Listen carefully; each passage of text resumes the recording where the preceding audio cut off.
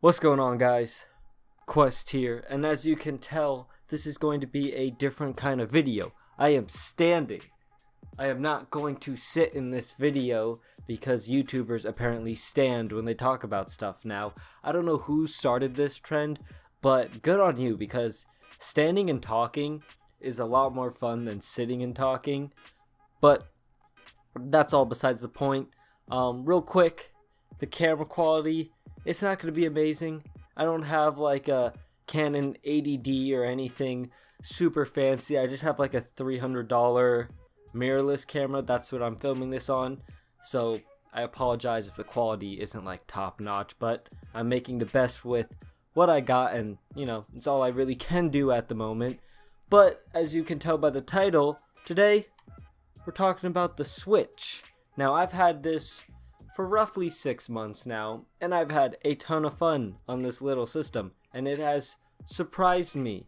It really has. First up, let me just talk about the Switch itself, what I like about it, what I don't like about it. The screen, correct me if I'm wrong, is 720p. It's not 1080, and you think that would be bothersome, but on such a small screen, you don't really notice it, and in my opinion, the 720p is fine. Now, one thing I don't like right here, I don't know how well you can see this. Now I can't even get it. There we go. This thing, I don't know. Here. Yeah, no way in hell that's gonna focus, but that's okay. This kickstand, it's a crappy kickstand. I mean, it does its job, but it's not very sturdy. It's very flimsy, and for some reason, the SD card slot is right under where the kickstand goes. It's here. Right here is where the SD card slot goes. Now, I don't like that it exposes my SD card when I have it open.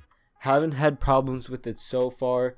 I've seen online where people's kickstands have snapped because this thing is flimsy as all hell. I don't really use the kickstand all too often. Normally when I'm playing it portable, I'm just holding it like this, so it's not really a big deal to me, but I know it has affected some people. Another thing I want to talk about are the Joy-Cons. Now, this is a cool piece of technology. There's a thing called HD Rumble, which it's actually pretty cool. Like, the HD Rumble, you don't really notice it when you're just playing some normal games, but games that utilize it really well, it's pretty cool, and it's something I haven't seen in any controller before. It has motion controls, which those are alright, but I'm never a fan of motion controls in really anything unless I'm playing Wii Sports. Unless I'm playing Wii Sports, I don't want to use motion controls. So that's just my take. Lastly, I think these things are just too small. And I don't have big hands. I have kind of small hands. And when I'm playing it like this, it's no problem. But when I'm playing on a console and you have these two things, and give me a sec. Hold on. Here we go. Okay. You have this thing right here. There you go. You have this thing, and it's the Joy-Con snap into this grip, and this works as a controller, and it's not bad. It just feels kind of awkward when you're playing on this, like, on a square, if that makes sense. It's not like a traditional controller shape. So when I play on the go, obviously I have the Joy-Cons attached, but whenever I'm playing at home, I use a Pro controller, and I honestly highly recommend it. It's a very comfortable controller. I find it to be one of my favorite controllers like ever. Honestly, it's up there with like Xbox 360, GameCube, that kind of stuff. It's a really good controller. If you don't want to spend the money on it, there's always other options, wired options. I think Power A has a lot of those, and I heard they're pretty good. But I like to use the Pro controller whenever I'm playing on a TV. And that's the next thing I want to talk about. The Switch has really surprised me in the fact that I play it on the TV way more than I thought I would. I thought I would play this majority of the time in portable, whether I'm just chilling on the couch or laying in my bed or whatever, but no. If I'm home, I'm playing it on the TV. That's like literally the only way I'm playing Switch unless I'm out somewhere. But I will say some games like Pokemon Let's Go Pikachu or Let's Go Eevee, either or, I'd play on this exclusively. Mainly because they made the stupid decision that you can only play with one Joy-Con. And I'm just not a fan of playing with one Joy-Con. And you have to use motion controls to throw the ball at Pokemon. And like I said, if I'm not playing Wii Sports, if it's not Wii Tennis, I don't want to be using motion controls. So for those games, I use it or I play it in handheld.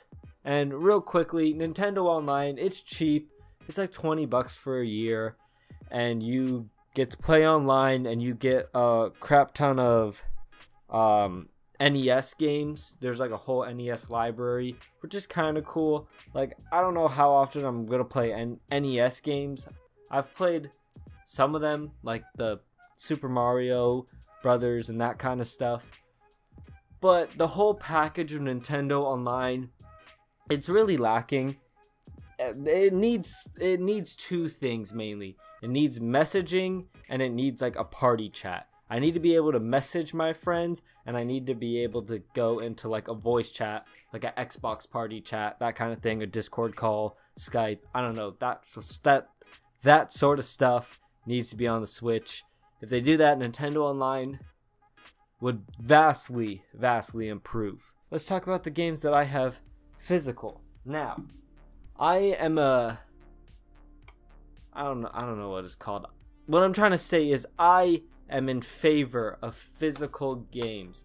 Now, don't get me wrong. I can't argue with you. The convenience of digital games is definitely superior to having a physical game. It's a lot easier just to go to your home menu and click on a game than to take out a cartridge and put a new one in, or a disc, whatever.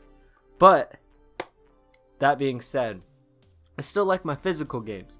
I like to have the actual copy of the game. I like having a library of games on my shelf. And when I was younger, I used to sell games all the time. It's just what you do, because a new game comes out, you don't got money when you're a kid, or at least you normally don't have a ton of money laying around. So you gotta find ways to get money to get new games. How did you do that as a kid? You sold your old ones. And I don't do that anymore, and thankfully I kept a lot of my favorite 360 games. Like I'm pretty sure I have every Halo 360 game except for the Combat Evolved remastered that they did. But all the other ones I got Black Ops 2, Modern Warfare 2. I just have my favorite 360 games. That's my point. What I'm trying to say is I love my physical games. And whenever I have a chance to buy physical over digital, I normally do. Not always, but usually I do. So, that being said, let's get into what physical games I have bought. First up, this should be no surprise to anybody. Super Smash Bros. Ultimate. You know, that's probably not going to focus because my camera's kind of a piece of shit. You got the point. It's Super Smash Bros. Ultimate. This game, I recommend this game to anybody. If you're a Nintendo fan, buy it. If you're a fighting game fan, buy it. If you're a video game fan, buy it. Even if you don't have a Switch, buy it. That's how good this game is. Buy this game and then buy a Switch, because this game is so fun. It's so good. It has every Smash character ever, and it's getting DLC. Joker was added in, Piranha Plant, which was so random but so cool, was added in, and Piranha Plant was free too, or at least if you got the game before a certain time, it was free. This game's a ton of fun. It has a ton of content. It has the whole World of Light, which it wasn't everyone's cup of tea, but I thought it was fun. It kept me entertained for a very long time. The only problem I have is that the online is terrible. It's not always terrible, just most of the time it's pretty laggy, and that was the one thing that keeps this game from being a 10 out of 10. If the online was really good, it would have been a 10 out of 10. Mortal Kombat 11's online, oh my god, it's great. The online in this game, it's not very good, but I still really recommend you pick this up if you have a Switch and you haven't picked it up already. Okay, I'm kind of out of breath. What do I want to talk about next? Alright, we'll talk about this. Right here. Detective Pikachu. It's the wrong game! Okay. Let's Go Pikachu. Detective Pikachu's the movie. Well, actually, there is a Detective Pikachu game, but I heard it's pretty bad. Either way, what I'm trying to say is Let's Go Pikachu. I'm a huge Pokemon fan, and I was pretty disappointed with this. It was really easy. There was a lot of stuff in the main series games that were cut out, such as abilities, which I don't know why they cut that out, because I mean, it's a staple. Every Pokemon, they have their ability. These Pokemon, they don't have abilities. I don't know, it's been a while since I played it. They might have it, but I think I remember them not having it. Either way, the game was pretty easy, but I still had a lot of fun with it. I'm not gonna lie. If you're a Pokemon fan, pick it up. If you're not really a Pokemon fan, you're probably not gonna like this. You'll probably find it boring. If you're interested in Pokemon and you've never played it before, or you played Pokemon Go and that kind of got you into it, you'll like this. Probably. I'm waiting for Sword and Shield, because that game looks like it's going to be more up my alley. Also, like I said earlier, I hated the controls. Who was the idiot that said everyone should be forced to play with one Joy-Con, and Pro Controller is not supported, and you have to use motion controls to throw the Pokeball? It was stupid. That's why I only played this game in handheld. Alright, these next three... Oh, God. I'm out of breath. I'm talking too fast. Okay. Let's keep going. These next three games I all bought together because there was a sale going on at Best Buy. So I bought these three games pretty recently, a few weeks ago. First up, The Legend of Zelda, Breath of the Wild. Now, this game, my god, the last time I played a Legend of Zelda game, like really played it, was Wind Waker on the GameCube. And I haven't played a Zelda game since then, but I've always been interested in the series. I just never got super into it. This game is a ton of fun. There's so much to do. There's such a big open world, and I'm so glad I never really looked into this game, and I never like watched people play it on YouTube or anything, because I feel like that would have watered down the experience if I knew a lot about the game.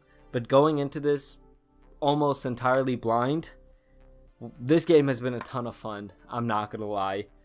The story, there's not really a super important overarching story. The story is kind of lacking, but the gameplay is just so fun. The expansive world it's huge, and it's kept me entertained the entire time I've played it. And I'm right about to beat Calamity Ganon. That's where I'm at this point of recording, and I'm so looking forward to it. I just can't wait to play more of this game. It is a ton of fun. Octopath Traveler. Now, I haven't put a ton of time into this so far, only like 3 hours, but it has really caught my attention. Honestly, the main reason I picked this game up in the first place was because of the art style. The art style just looked so freaking good, and I had to play it. And it's a JRPG. I kind of like JRPGs. Like, don't get me wrong, I don't hate them, but I'm not like obsessed with them either. I just, here and there, I'll play one and I'll like it, or sometimes I don't. This one, so far, I've really liked it.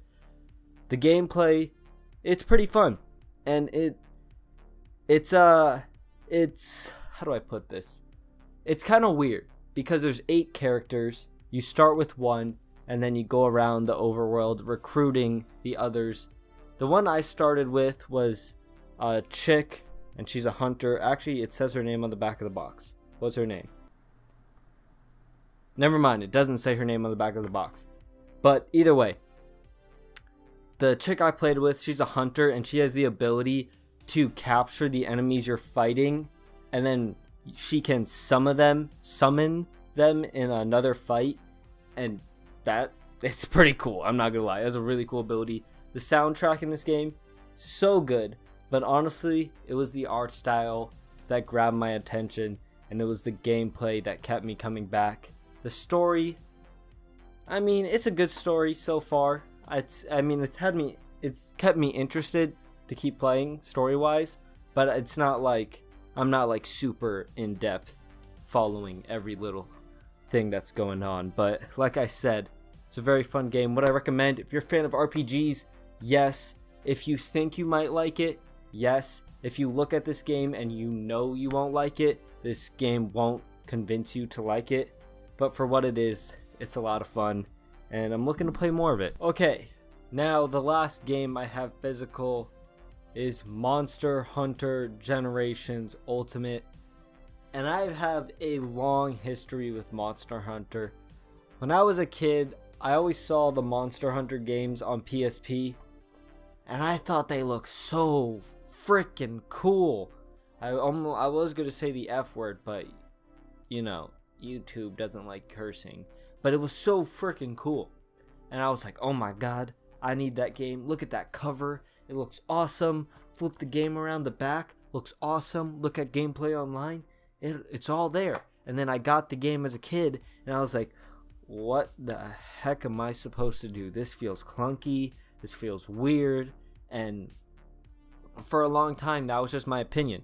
It was a game that I admired, but I just couldn't get into. And then I got Monster Hunter Generations on the 3DS. The new 3D. Hold on.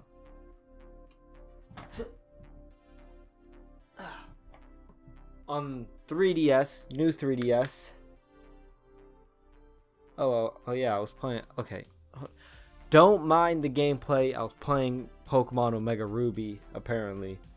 But either way, the point is, this thing right here, camera's not gonna focus, but you can see what I'm talking about. This little nub, it works as practically a second analog stick in Monster Hunter Generations. So I was like, yes, finally, the camera movement, it feels good. It doesn't feel clunky and weird to me. I can play this game and get into it.